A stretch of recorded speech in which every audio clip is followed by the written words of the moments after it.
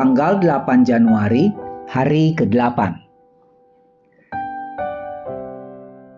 Bacaan Kejadian pasal 18 sampai pasal 20. Penghakiman Allah atas Sodom.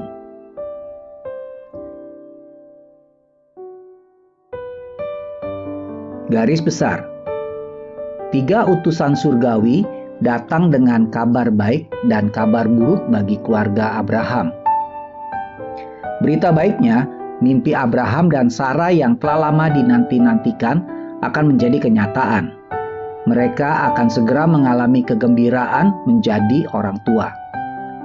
Kabar buruknya, Sodom dan Gomora akan segera mengalami penghakiman Allah atas dosa-dosa mereka yang menyedihkan. Sebagai tanggapan atas doa syafaat Abraham, Tuhan memisahkan keluarga Lot selama penghancuran Sodom. Meskipun keputusasaan mereka mencerminkan kondisi spiritual mereka yang suam-suam kuku. Renungan harian. Suatu hari, seorang pria bernama Lot duduk di mejanya, mengeluarkan selembar kertas dan menulis di bagian atas, "Tujuan hidupku." Kemudian dia mulai menyusun tujuan yang akan membentuk arah hidupnya, yaitu 1. Kehilangan semua nilai moral saya. 2. Menghilangkan semua otoritas spiritual di rumah saya.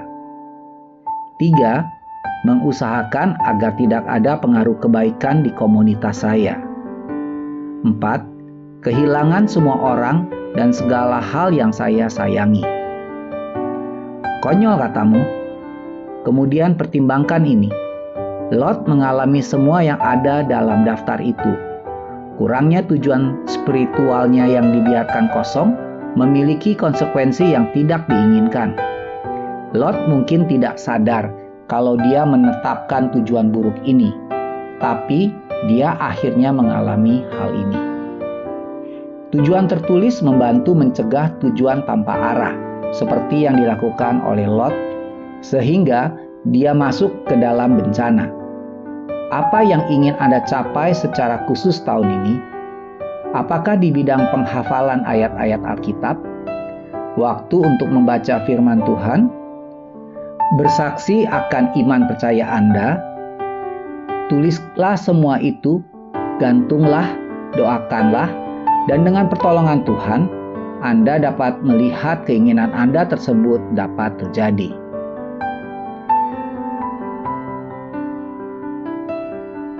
Banyak orang memiliki tujuan yang benar dalam kehidupan. Mereka hanya tidak pernah memulainya.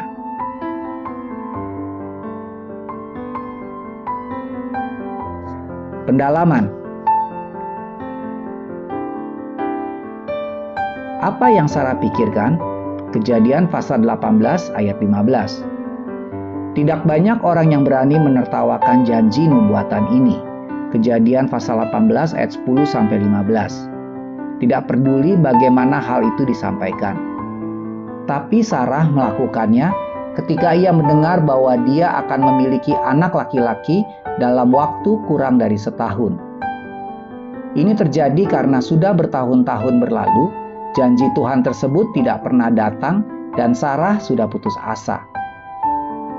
Ingat, waktu tidak mengurangi atau mengubah janji Tuhan. Janji-janjinya tetap sama hari ini, seperti saat dia mengatakannya kepadamu. Di mana mereka hari ini? Kejadian pasal 19 ayat 38. Dari keturunan Inses Lot dengan anak perempuannya, datanglah nenek moyang orang Moab dan Bani Amon. Kejadian pasal 19 ayat 37-38. Yang meskipun berhubungan dengan orang Israel, adalah musuh abadi bangsa Israel. Dalam Alkitab, kedua bangsa ini melambangkan tindakan korupsi. Karena mereka menyembah berhala, maka baik Moab dan Amon kemudian dimusnahkan. Amos pasal 2 ayat 1-3 dan Yeskiel pasal 25 ayat 1-11. Amin. Tuhan Yesus memberkati.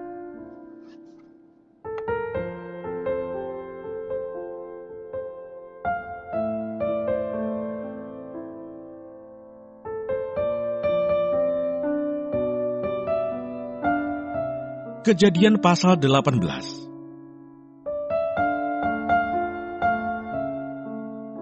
Allah mengulangi menjanjikan seorang anak laki-laki kepada Abraham. Kemudian Tuhan menampakkan diri kepada Abraham dekat pohon tarbantin di Mamre, sedang ia duduk di pintu kemahnya waktu hari panas terik. Ketika ia mengangkat mukanya, ia melihat 3 orang berdiri di depannya. Sesudah dilihatnya mereka, ia berlari dari pintu kemahnya menyongsong mereka. Lalu sujudlah ia sampai ke tanah, serta berkata, "Tuanku, jika aku telah mendapat kasih Tuanku, janganlah kiranya lampaui hamba-Mu ini. Biarlah diambil air sedikit, basuhlah kakimu, dan duduklah beristirahat di bawah pohon ini. Biarlah kuambil sepotong roti, supaya tuan-tuan segar kembali. Kemudian bolehlah tuan-tuan meneruskan perjalanannya. Sebab tuan-tuan telah datang ke tempat hamba-Mu ini." Jawab mereka, "Perbuatlah seperti yang kau katakan itu." Lalu Abraham segera pergi ke kemah, mendapatkan Sarah serta berkata, "Segeralah, ambil 3 sukat tepung yang terbaik, remaslah itu, dan buatlah roti bundar." Lalu berlarilah Abraham kepada lembu sapinya. Ia mengambil seekor anak lembu yang empuk dan baik dagingnya, dan memberikannya kepada seorang bujangnya. Lalu orang ini segera mengolahnya. Kemudian diambilnya dadih dan susu serta anak lembu yang telah diolah itu. Lalu dihidangkannya di depan orang-orang itu. Dan ia berdiri di dekat mereka di bawah pohon itu, sedang mereka makan. Lalu kata mereka kepadanya, "Di manakah Sarah istrimu?" Jawabnya, "Di sana, di dalam kemah." Dan firman-Nya, "Sesungguhnya aku akan kembali tahun depan mendapatkan engkau. Pada waktu itulah Sarah istrimu akan mempunyai seorang anak laki-laki." Dan Sarah mendengarkan pada pintu kemah yang di belakangnya. Adapun Abraham dan Sarah telah tua dan lanjut umurnya, dan Sarah telah mati haid. Jadi tertawalah Sarah dalam hatinya, katanya, "Akan berahikah aku setelah aku sudah layu, sedangkan tuanku sudah tua?" Lalu berfirmanlah Tuhan kepada Abraham, "Mengapakah Sarah tertawa dan berkata, 'Sungguhkah aku akan melahirkan anak, sedangkan aku telah tua?' Adakah sesuatu apapun yang mustahil untuk Tuhan? Pada waktu yang telah ditetapkan itu, tahun depan, aku akan kembali mendapatkan engkau." Pada waktu itulah Sarah mempunyai seorang anak laki-laki. Lalu Sarah menyangkal, katanya, "Aku tidak tertawa," sebab ia takut. Tetapi Tuhan berfirman, "Tidak, memang engkau tertawa." Doa syafaat Abraham untuk Sodom. Lalu berangkatlah orang-orang itu dari situ dan memandang ke arah Sodom. Dan Abraham berjalan bersama-sama dengan mereka untuk mengantarkan mereka. Berpikirlah Tuhan, "Apakah aku akan menyembunyikan kepada Abraham apa yang hendak kulakukan ini? Bukankah sesungguhnya Abraham akan menjadi bangsa yang besar serta berkuasa? Dan oleh dia segala bangsa di atas bumi akan mendapat berkat. Sebab aku telah memilih dia, supaya diperintahkannya kepada anak-anaknya dan kepada keturunannya, supaya tetap hidup menurut jalan yang ditunjukkan Tuhan, dengan melakukan kebenaran dan keadilan, dan supaya Tuhan memenuhi kepada Abraham apa yang dijanjikannya kepadanya." Sesudah itu berfirmanlah Tuhan, "Sesungguhnya banyak keluh kesah orang tentang Sodom dan Gomora, dan sesungguhnya sangat berat dosanya. Baiklah aku turun untuk melihat, apakah benar-benar mereka telah berkelakuan seperti keluh kesah orang yang telah sampai kepadaku, atau tidak. Aku hendak mengetahuinya." Lalu berpalinglah orang-orang itu dari situ dan berjalan ke Sodom. Tetapi Abraham masih tetap berdiri di hadapan Tuhan. Abraham datang mendekat dan berkata, "Apakah engkau akan melenyapkan orang benar bersama-sama dengan orang fasik? Bagaimana sekiranya ada 50 orang benar dalam kota itu? Apakah engkau akan melenyapkan tempat itu dan tidakkah engkau mengampuninya karena ke-50 orang benar yang ada di dalamnya itu? Jauhlah kiranya daripadamu untuk berbuat demikian, membunuh orang-orang benar bersama-sama dengan orang fasik, sehingga orang benar itu seolah-olah sama dengan orang fasik. Jauhlah kiranya yang demikian daripadamu. Masakan hakim segenap bumi tidak menghukum dengan adil?" Tuhan berfirman, "Jika kudapati 50 orang benar dalam kota Sodom, aku akan mengampuni seluruh tempat itu karena mereka." Abraham menyaut, "Sesungguhnya aku telah memberanikan diri berkata kepada Tuhan, walaupun aku debu dan abu. Sekiranya kurang 5 orang dari ke-50 orang benar itu, apakah engkau akan memusnahkan seluruh kota itu karena yang 5 itu? Firman-Nya, aku tidak memusnahkannya jika aku dapati 45 di sana. Lagi Abraham melanjutkan perkataannya kepadanya, sekiranya 40 didapati di sana. Firman-Nya, aku tidak akan berbuat demikian karena yang 40 itu. Katanya, janganlah kiranya Tuhan murka kalau aku berkata sekali lagi, sekiranya 30 didapati di sana. Firman-Nya, aku tidak akan berbuat demikian jika aku dapati 30 di sana. Katanya, sesungguhnya aku telah memberanikan diri berkata kepada Tuhan, sekiranya 20 didapati di sana. Firman-Nya, aku tidak akan memusnahkannya karena yang 20 itu. Katanya, janganlah kiranya Tuhan murka kalau aku berkata lagi sekali ini saja, sekiranya 10 didapati di sana. Firman-Nya, aku tidak akan memusnahkannya karena yang 10 itu. Lalu pergilah Tuhan setelah ia selesai berfirman kepada Abraham, dan kembalilah Abraham ke tempat tinggalnya. Kejadian pasal 19.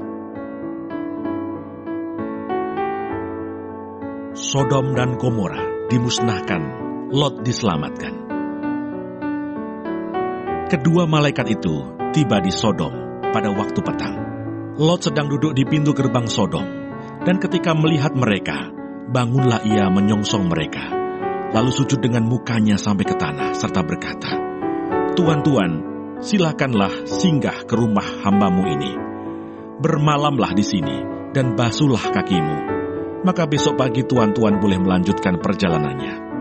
Jawab mereka, tidak, kami akan bermalam di tanah lapang. Tetapi karena ia sangat mendesak mereka, singgahlah mereka dan masuk ke dalam rumahnya. Kemudian ia menyediakan hidangan bagi mereka. Ia membakar roti yang tidak beragi, lalu mereka makan. Tetapi sebelum mereka tidur, orang-orang lelaki dari kota Sodom itu, dari yang muda sampai yang tua, bahkan seluruh kota, tidak ada yang terkecuali datang mengepung rumah itu. Mereka berseru kepada Lot, di manakah orang-orang yang datang kepadamu malam ini? Bawalah mereka keluar kepada kami, supaya kami pakai mereka. Lalu keluarlah Lot menemui mereka ke depan pintu. Tetapi pintu ditutupnya di belakangnya, dan ia berkata, saudara-saudaraku, janganlah kiranya berbuat jahat. Kamu tahu, aku mempunyai 2 orang anak perempuan yang belum pernah dijamah laki-laki. Baiklah mereka kubawa keluar kepadamu. Perbuatlah kepada mereka seperti yang kamu pandang baik. Hanya jangan kamu apa-apakan orang-orang ini, sebab mereka memang datang untuk berlindung di dalam rumahku. Tetapi mereka berkata, enyahlah. Lagi kata mereka, orang ini datang ke sini sebagai orang asing, dan dia mau menjadi hakim atas kita. Sekarang kami akan menganiaya engkau lebih daripada kedua orang itu. Lalu mereka mendesak orang itu, yaitu Lot, dengan keras, dan mereka mendekat untuk mendobrak pintu.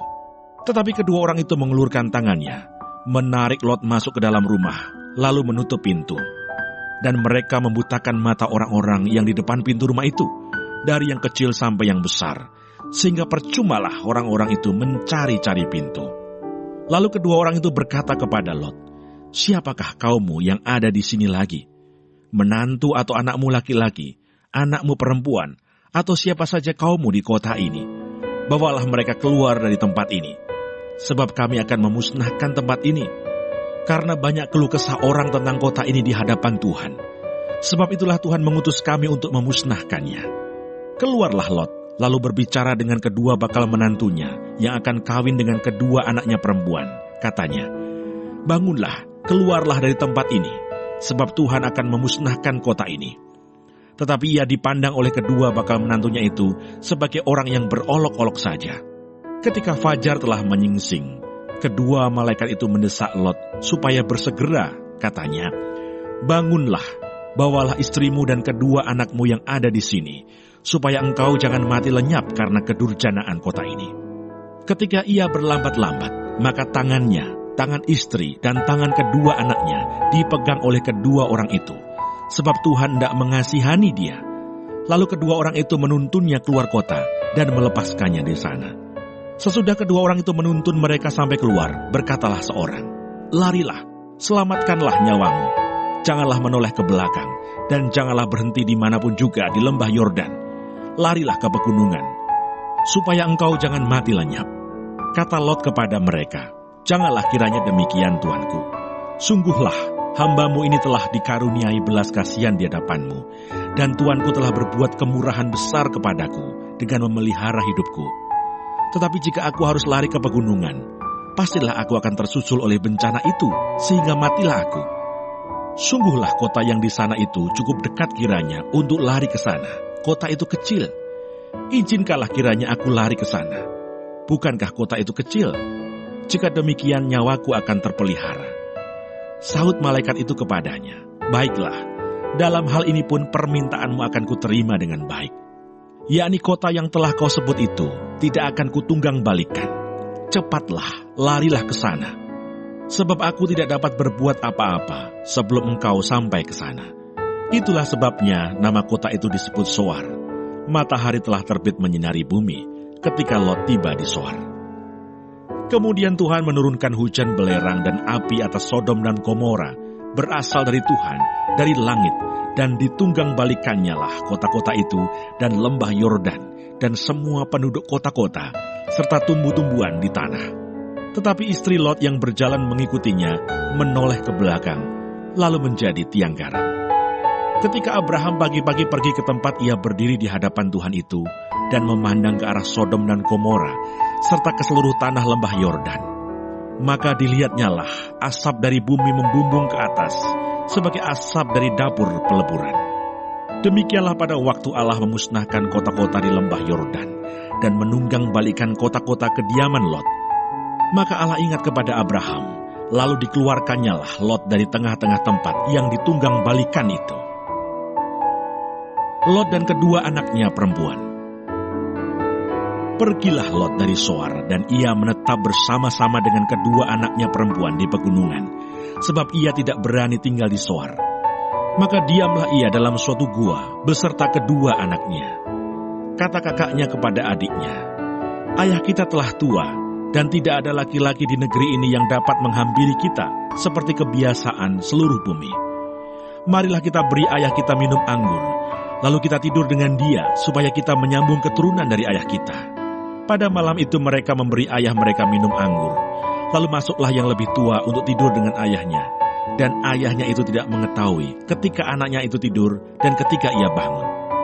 Keesokan harinya berkatalah kakaknya kepada adiknya, "Tadi malam aku telah tidur dengan ayah. Baiklah malam ini juga kita beri dia minum anggur. Masuklah engkau untuk tidur dengan dia, supaya kita menyambung keturunan dari ayah kita." Demikianlah juga pada malam itu, mereka memberi ayah mereka minum anggur. Lalu bangunlah yang lebih muda untuk tidur dengan ayahnya. Dan ayahnya itu tidak mengetahui ketika anaknya itu tidur dan ketika ia bangun. Lalu mengandunglah kedua anak Lot itu dari ayah mereka. Yang lebih tua melahirkan seorang anak laki-laki dan menamainya Moab. Dialah bapa orang Moab yang sekarang. Yang lebih muda pun melahirkan seorang anak laki-laki dan menamainya Ben-Ami. Dialah bapa Bani Amon yang sekarang. Kejadian pasal 20.